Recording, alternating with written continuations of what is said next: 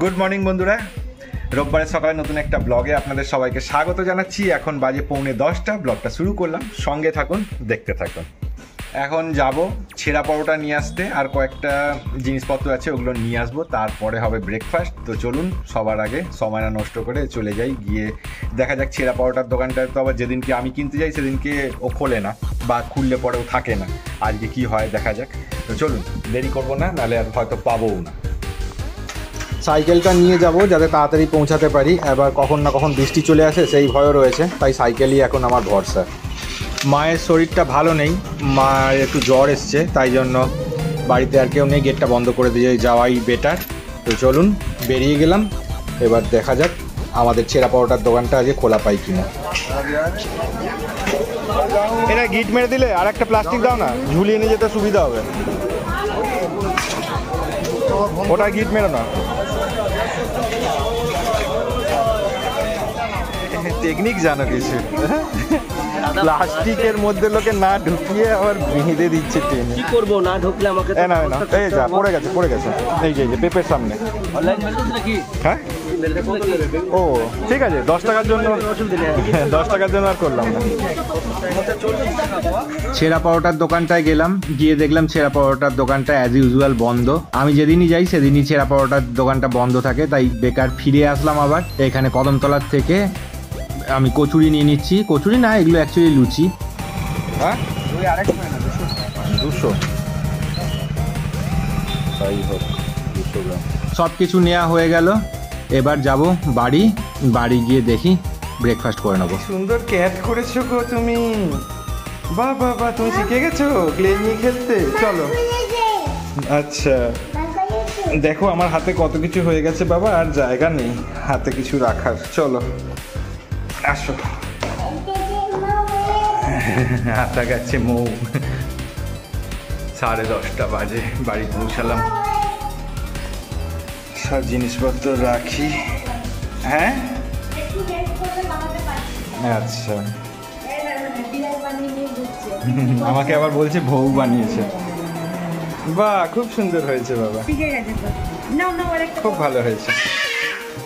এই যে নিয়ে আসলাম যে কচুরি তো নয়, এগুলো লুচি, সেটা দিয়ে এখন হবে ব্রেকফাস্ট। আর বললাম না মায়ের শরীরটা খারাপ, তাই জন্য মায়ের জন্য কিছু মুসম্বি লেবু নিয়ে এসেছি, এগুলো মা খাবে। মা এখন বাথরুমে গেছে। কটা হয়েছে? পাকা দেখে দিয়েছো নাকি? না পাকা মান নেই দাদা। খুব আনন্দ হয়েছে। ব্যাস, তুমি ঘুরতে গেছিলে, এর মধ্যে মিমিও চলে এসেছে।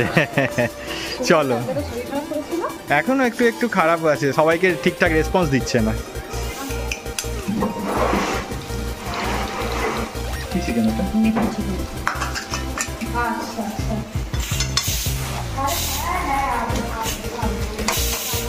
দেখো আমার ইলিশ মাছগুলো, দেখো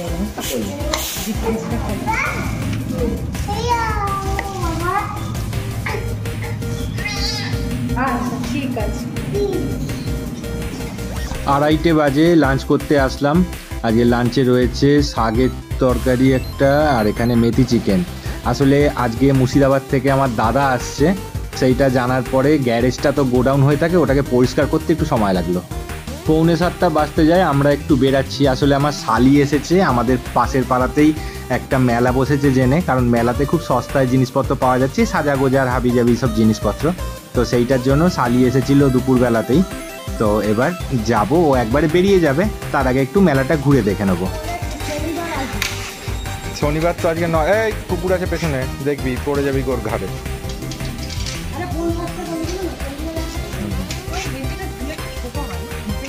কি জানি, মেলায় যে সমস্ত স্টলগুলো বসে খাবারের, সেগুলো অতটা কোয়ালিটিফুল খাবার সার্ভ করে না। তার জন্য আমাদের পাড়ার যে ফুড অনলাইনটা রয়েছে, ওখান থেকে আমরা অ্যাজ ইউজুয়াল খাবার নিলাম। আমরা 3 জনে একটা রোল খাবো। ছোট বেবি বলছে মন খাবে, মন। ও রোল বলতে পারছে না, রটা অ্যাকচুয়ালি ওর বলতে একটু অসুবিধে হয়, তাই রটাকে ম দিয়ে রিপ্লেস করে দিয়েছে, রোলটাকে বলছে মন খাবে, মন।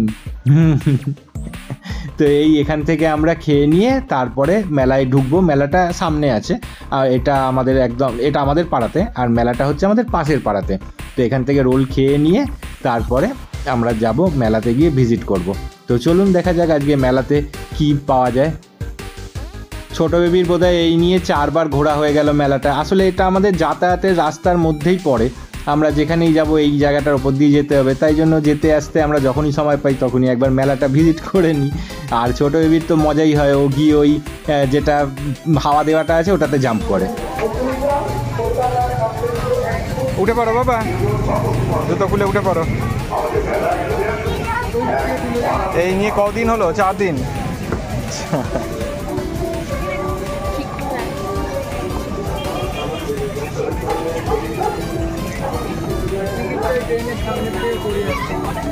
করিয়ে নেবো, ভরবে।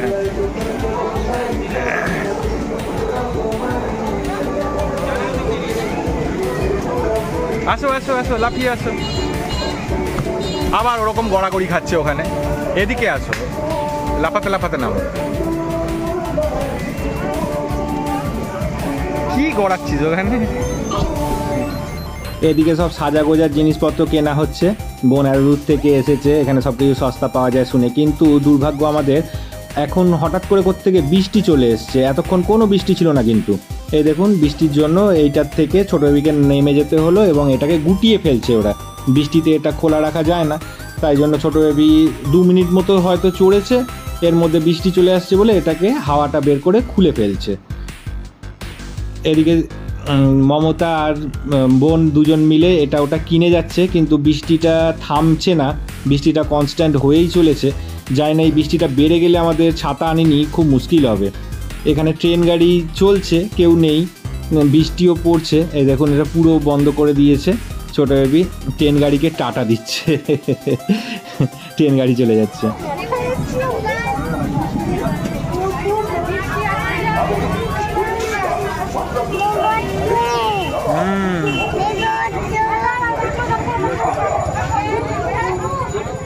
বৃষ্টিটা আজকে আমাদের দিনটাকে মাটি করে দিল। আমরা এত জোরে বৃষ্টি চলে এসেছে যে একটা টোটো ধরে বাড়ি আসলাম, আর বোন ওখান থেকেই টোটো ধরে নিউ ব্যারাকপুর চলে গেছে। ও আর দেরি করেনি, বৃষ্টি পড়ছে আর কি করবে। আমরা বাড়ি ফিরে চলে এসেছি, এখনও 8টাও বাজেনি। আজকে দুপুরবেলাতে তখন 2টো মতো বাজে, তখন দাদা ফোন করেছিল মুর্শিদাবাদ থেকে। ওর আজকে এদিকে আসার আছে একটা কাজেতে, তো সেই পারপাসে ও আমাদের বাড়িতে আজকে রাত্রে ভিজিট করবে। কালকে সকালে ও বেরিয়ে যাবে, সকাল সকাল ওর একটা কাজ আছে সেখানে বেরিয়ে যাবে। তো এটা জানার পরে ও তো গাড়ি নিয়ে আসছে। এবার আমার বাড়িতে গ্যারেজ আছে, কিন্তু আমি গাড়ি রাখতে কাউকে জায়গা দিতে পারি না, কারণ আমার গ্যারেজটাতে আমার এই প্রোডাক্ট সব কিছু ওখানে জড়ো করে রাখা আছে। এছাড়াও হাবি জাবি যত রাজ্যের মানে বাতিল জিনিস সব কিছু গ্যারেজে গিয়ে জমা হয়, তো ওটা গোডাউন হয়ে গেছে, কোনো গাড়িকে ঢোকানোর ওখানে জায়গা নেই। তাই জন্য ওটা শোনার পরে তাড়াতাড়ি করে ছুটে গিয়ে নিচে গিয়ে সব কিছু অ্যারেঞ্জ করলাম, কিছু জিনিস ফেলে দিলাম, কিছু জিনিস অন্য জায়গায় শিফট করলাম, করে গাড়ি ঢোকাবার মতো পজিশান তৈরি করেছি। এখন জানি না, এখনও এসে পৌঁছায়নি, এখন বাজে 10টা বাজতে 10, তো এখনও দাদা এসে পৌঁছায়নি। তো জানি না, আসার পরে দেখবো গাড়িটা ওখানে ঢোকে কি না। আমার তো মনে হচ্ছে গাড়িটা ঢুকে যাবে, এবার দেখা যাক কি হয়। তো যাই হোক, এই ব্লগটাকে আমি এত অবধি রাখলাম। দেখা হচ্ছে কালকে ঠিক সন্ধ্যে 6টার সময় নতুন একটা ব্লগ নিয়ে। বলতে বলতে দাদার ফোন চলে এসছে, তো চলুন এই ব্লগটাকে এখানে শেষ করলাম। টাটা।